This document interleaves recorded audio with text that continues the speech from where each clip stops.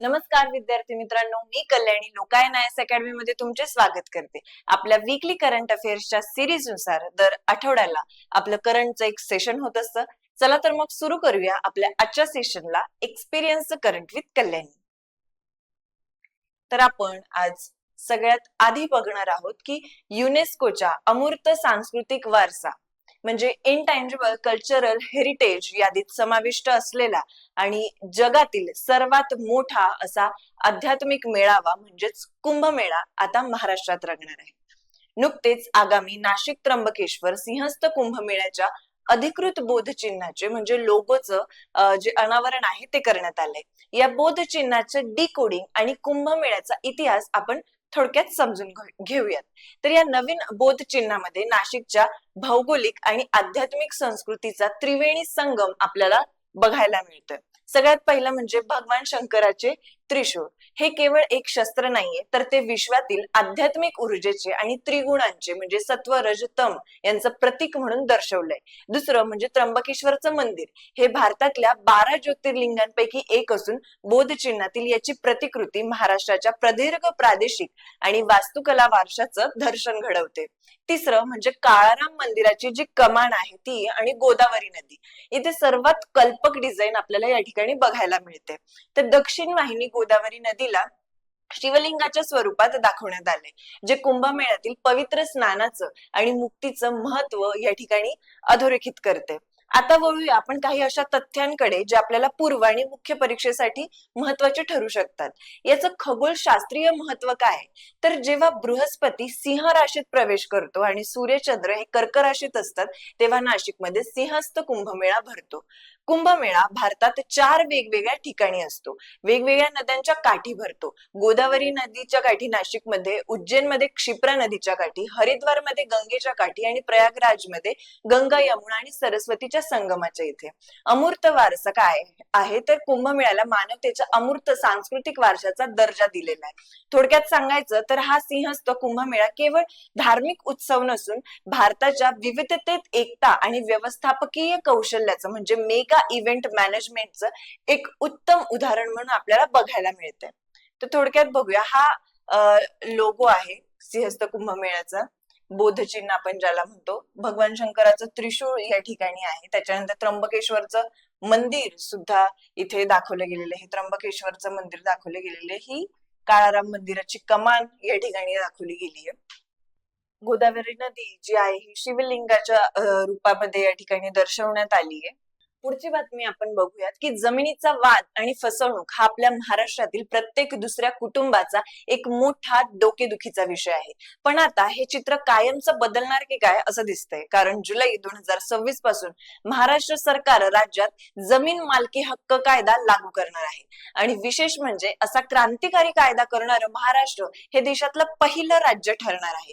7-12 उतार्याची जागा आता कोण घेणार हे जाणून घेऊयात. आतापर्यंत आपण जमिनीचा मुख्य पुरावा म्हणून 7-12 उतारा किंवा 8 पाहत आलो आहोत. पण यामुळे जमिनीच्या कायदेशीर मालकीची 100% हमी मिळत नव्हती.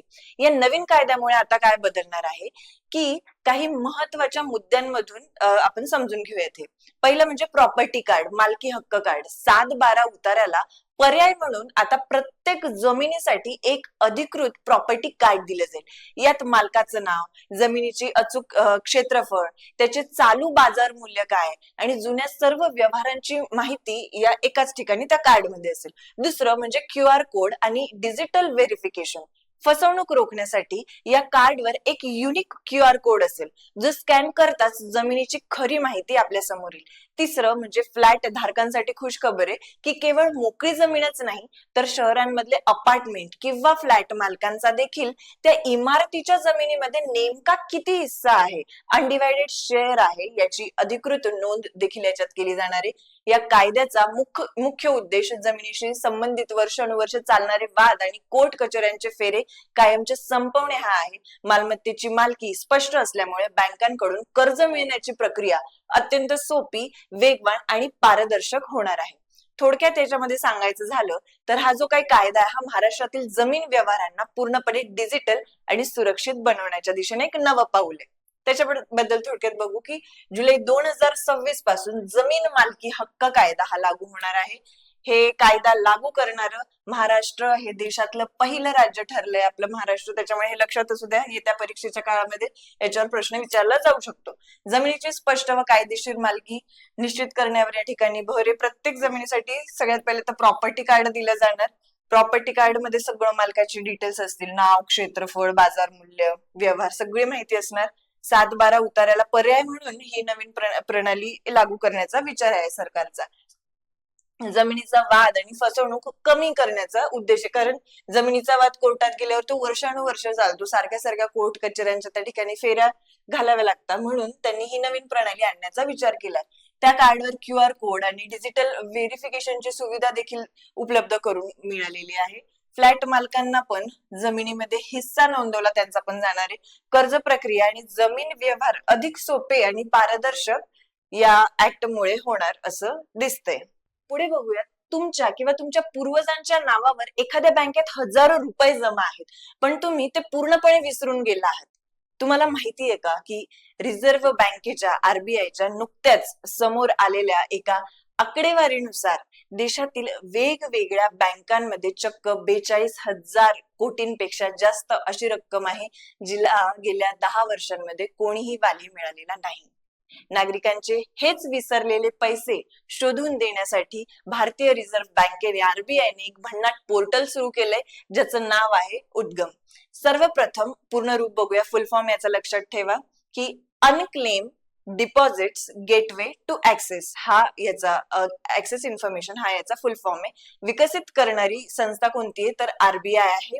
पण अनक्लेम डिपॉझिट म्हणजे नक्की काय, तर बँकेच्या नियमानुसार ज्या बचत किंवा चालू खात्यांमध्ये म्हणजे सेव्हिंग्स किंवा करंट अकाउंट जे आहेत त्यांच्यामध्ये सलग 10 वर्ष किंवा त्याहून पण अधिक काळ कोणताही जर व्यवहार झालेला नाहीये, अशा खात्यांमधील पैशांना दावा न केलेल्या ज्या काही ठेवी असतात त्यांना अनक्लेम डिपॉझिट्स मानले जातात. हे पैसे शेवटी RBIच्या ठेवीदार शिक्षण आणि जागरूकता डेफ निधीमध्ये वर्ग केले जातात.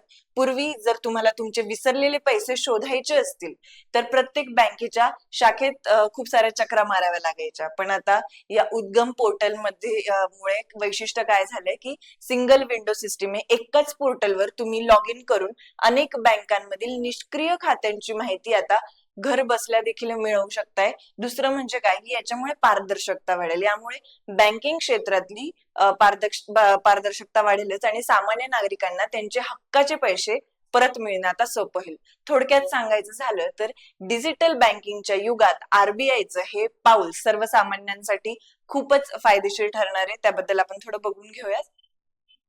उद्गमचं पूर्णरूप unclaimed deposits gateway to access information. विकसित संस्था कोणी काढलंय तर भारतीय रिझर्व्ह बँक RBIने हे पोर्टल सुरू केलेलं आहे. बँकांमधील दावा न केलेल्या ठेवी शोधण्यासाठी ऑनलाईन सुविधा उपलब्ध करून देणे. पुढे बघूया, चर्चेतील मुद्दा आहे की नीट ही देशातील सर्व सरकारी आणि खाजगी वैद्यकीय महाविद्यालयांमध्ये MBBS BDS च्या प्रवेशासाठी असणारी एकमेव परीक्षा आहे. ही परीक्षा कोण आयोजित करतं तर ही परीक्षा NTA म्हणजेच नॅशनल टेस्टिंग एजन्सी जी आहे, राष्ट्रीय परीक्षा एजन्सी द्वारे घेतली जाते, जी केंद्र सरकारच्या शिक्षण मंत्रालयाच्या अंतर्गत या ठिकाणी काम करते. ग्रामीण भागातील विद्यार्थ्यांना सोपं जावं म्हणून ही परीक्षा मराठी, इंग्रजी, हिंदीसह एकूण 13 प्रादेशिक भाषांमध्ये घेतली जाते. आता आपण वळूया सध्याचा जो वाद आहे त्याच्याकडे, की नीटच्या इतिहासात यापूर्वी स्थानिक पातळीवर कॉपी किंवा तोतया विद्यार्थी बसवल्याचे छोटे मोठे गैरप्रकार घडले होते. पण 2024 आणि 2026चा हा पेपर फुटीचा घोटाळा देशाच्या इतिहासातील सर्वात मोठा फ्रॉड ठरलाय. सध्या या प्रकरणाचा तपास जो आहे CBI केंद्रीय अन्वेषण ब्युरो करत असून जयपूर, गुरुग्राम, नाशिक, पुणे, लातूर आणि अहिल्यानगर इथून कोचिंग क्लास चालकांसह तब्बल 7 मुख्य आरोपींना बेड्या ठोकण्यात आल्या आहेत. या टोळीने टेलिग्राम आणि इतर माध्यमातून पेपर लीक करून कोट्यवधी रुपयांचा घोटाळा केल्याचं या ठिकाणी समोर आले. या सगळ्या सावळा जो गोंधळ होता यातून प्रामाणिक विद्यार्थ्यांचं नुकसान होऊ नये म्हणून सरकारने 21 जूनच्या पुनर्परीक्षेसाठी काही महत्वाच्या सवलती दिलेल्या आहेत की परीक्षेचा वेळ सरकारने या ठिकाणी 15 मिनिटांनी वाढवलेला आहे. दुसरं म्हणजे विद्यार्थ्यांना त्यांचे परीक्षा शहर पुन्हा निवडण्याची या ठिकाणी संधी दिली, मुभा दिली. पण सगळ्यात मोठा गेम चेंजर निर्णय काय असणार आहे, तर OMR शीट आणि पेपर लीकचा हा घोळ कायमचा संपवण्यासाठी सरकारने एक महत्वाची घोषणा केलेली आहे. ती म्हणजे की पुढील वर्षापासून नीट परीक्षा ही पेन पेपर पद्धतीने न होता पूर्णपणे ऑनलाईन कम्प्युटर बेस्ड टेस्ट घेतली जाणार आहे, जेणेकरून सायबर सुरक्षेच्या घोषामध्ये पेपर लीक होणे अशक्य होईल आणि हा जो काही गैरप्रकार आहे हा टाळता येईल. तर नीटची पुनर्परीक्षा 21 जूनला होणार आहे. पुढील वर्षीपासून ऑनलाईन ते परीक्षा घेणार आहेत. पुढील वर्षापासून ज्यावेळेस परीक्षा ऑनलाईन होईल त्यावेळेस आपल्याला लक्षात येईल की आता पुन्हा असे गैरप्रकार होतील की सरकार ते थांबवण्यासाठी यशस्वी ठरले. पुढे बघूयात की कोरोना आणि निपाह व्हायरस नंतर आता जागतिक आरोग्य यंत्रणेसमोर हंटा व्हायरसचं एक मोठं आव्हान उभं राहिलंय. हा विषाणू जो आहे हा उंदीर आणि घूस यांच्या माध्यमातून माणसांमध्ये पसरतोय आणि याचा मृत्यूदर चक्क 35 ते 40% इतका जास्त आहे. काय आहे हा हंटा व्हायरस आणि जगाच्या कोणत्या भागात याचा कसा प्रभाव पडतो हे आपण बघूया. सगळ्यात आधी आपण समजून घेऊया की हा व्हायरस पसरतो कसा. तर हंटा व्हायरस हा प्राण्यांपासून माणसांमध्ये पसरणारा आजार आहे. जेव्हा उंदीर किंवा घूस यांची विष्ठा, लघवी किंवा लाळेच्या संपर्कात माणूस येतो किंवा हवेतील धुळीकणांच्या माध्यमातून हा विषाणू श्वासावाटे शरीरात जातो तेव्हा याचा संसर्ग होतो. विशेष म्हणजे की हा जो आजार आहे हा सामान्यतः एका माणसाकडून दुसऱ्या माणसाकडे पसरत नाही. वैद्यकीय संशोधनानुसार जगभरात हंटा व्हायरसचे 2 मुख्य प्रकार आढळतात, जे शरीराच्या वेगवेगळ्या अवयवांवर हल्ला करतात. तर पहिलं म्हणजे HPS hanta virus pulmonary syndrome. हा प्रकार प्रामुख्याने अमेरिका खंडामध्ये आढळतो. हा विषाणू थेट माणसाच्या फुफ्फुसांवर लंग्सवर हल्ला करतो, ज्यामुळे रुग्णाला श्वास घेणं अत्यंत कठीण होतं या ठिकाणी. त्यानंतर जो दुसरा आहे तो म्हणजे HFRS हा जो सिंड्रोम आहे तो. हा प्रकार युरोप आणि आशिया खंडामध्ये आपल्याकडे मोठ्या प्रमाणावर आढळतो. हा प्रकार थेट माणसाच्या किडनीवर हल्ला करतो, ज्यामुळे काय होतं की किडनी फेल्युअर त्या ठिकाणी होतं आणि शरीरात अंतर्गत जो रक्तस्राव आहे, ब्लिडिंग सुरू होतं. स्पर्धा परीक्षेच्या दृष्टीने लक्षात ठेवण्यासारखी गोष्ट ही आहे की हंटा व्हायरसचा जो मृत्यू दर आहे तो 35 ते 40% इतका जास्त आहे, जो सामान्य फ्लू किंवा कोरोनापेक्षा कित्येक पटीने जास्त घातक मानला जातो या ठिकाणी. या आजारावर अद्याप अजून तरी कोणतीही विशिष्ट लस, वॅक्सिन किंवा अचूक उपचार सध्या तरी उपलब्ध नाहीयेत. केवळ लक्षणांवर या ठिकाणी उपचार केले जातात. त्यामुळे प्रतिबंध हाच एकमेव उपाय या ठिकाणी ठरतोय. थोडक्यात याच्यामध्ये सांगायचं झालं तर आपल्या आजूबाजूचा परिसर स्वच्छ ठेवणे आणि उंदरांचा प्रादुर्भाव रोखणे हाच यापासून वाचण्याचा एक मार्ग आहे. तर हंटा व्हायरस हा रोडेंट बॉर्न उंदीर, घुस यांच्यापासून पसरणारा विषाणूंचा एक गटच आहे. जगभरात याचे 2 मुख्य प्रकार HPS जो आपण सगळ्यात पहिले पाहिला अमेरिका खंडामध्ये आहे, हा फुफ्फुसांवर हल्ला करतो, पल्मोनरी सिंड्रोम आहे, तर त्याच्यामुळे फुफ्फुसांवर हल्ला करणार. त्याच्यानंतर HFRS जो आहे, हिमोरॅगिक फीवर विथ रिनल सिंड्रोम जो आहे, हा युरोप आणि आशियामध्ये आहे. किडनी फेल्युअर होतं याच्यामुळे. रिनल सिंड्रोम, रिनलचा संबंध किडनी बरोबर आहे, तर किडनी फेल्युअर आणि रक्तस्राव या ठिकाणी. तर 35 ते 40% हा इतका मृत्यूदर याच्यामध्ये त्यांनी सांगितलाय. पुढे बघूयात की भारताच्या वाघ आणि बिबट्या संवर्धनाच्या यशाचे जग कौतुक करत असतानाच आता आंतरराष्ट्रीय स्तरावर भारताच्या नेतृत्वाचा डंका पुन्हा एकदा वाजलाय की भारताच्या पुढाकाराने सुरू झालेल्या आंतरराष्ट्रीय बिग कॅट अलायन्स मध्ये आता जगातील एक शक्तिशाली देश म्हणजेच सौदी अरेबिया हा 26वा सदस्य म्हणून सामील होणार आहे. काय आहे हा अलायन्स IBCA चा आणि सौदी अरेबियाच्या येण्याने याच्यात काय बदल होणार आहेत? सगळ्यात प्रथम तर अलायन्सची पार्श्वभूमी समजून घेऊया, जी परीक्षांसाठी महत्वाची आहे. की पंतप्रधान नरेंद्र मोदी यांनी एप्रिल 2023 मध्ये भारताच्या प्रोजेक्ट टायगरला 50 वर्ष पूर्ण झाल्याच्या निमित्ताने या अलायन्सची अधिकृत घोषणा केली होती. म्हणजे सध्याचा जे जगातील मोठ्या मांजरीच्या प्रजाती बिग कॅट्स म्हणजेच वाघ, सिंह, बिबट्या, हिमबिबट्या, स्नो लेपर्ड, चित्ता, जॅग्वार आणि प्युमा या 7 प्रमुख प्रजातींचं संवर्धन करणे आणि त्यांच्या शिकारीला आळा घालणे हा या अलायन्सचा एक मुख्य हेतू आहे. आता सौदी अरेबिया या अलायन्स मध्ये 26वा देश म्हणून अधिकृतपणे सहभागी होत आहे. सौदी अरेबिया सारख्या मोठ्या अर्थव्यवस्थेच्या समावेशनामुळे काय होणार की या मोहिमेला मोठी आर्थिक आणि धोरणात्मक मदत मिळणार आहे. सौदी अरेबियामध्ये देखील अरेबियन बिबट्या सारख्या दुर्मिळ ज्या प्रजाती आहेत त्यांच्या संवर्धनासाठी मोठे प्रयत्न सुरू आहेत.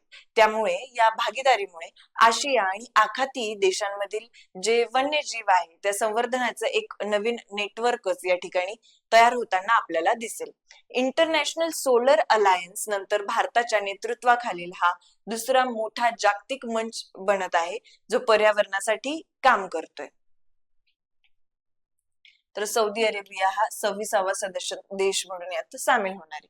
पुढेची बातमी आहे की ईशान्य भारताच्या राजकारणातील एक अत्यंत कल्पक आणि वजनदार नाव म्हणजेच हेमंत बिस्वा शर्मा.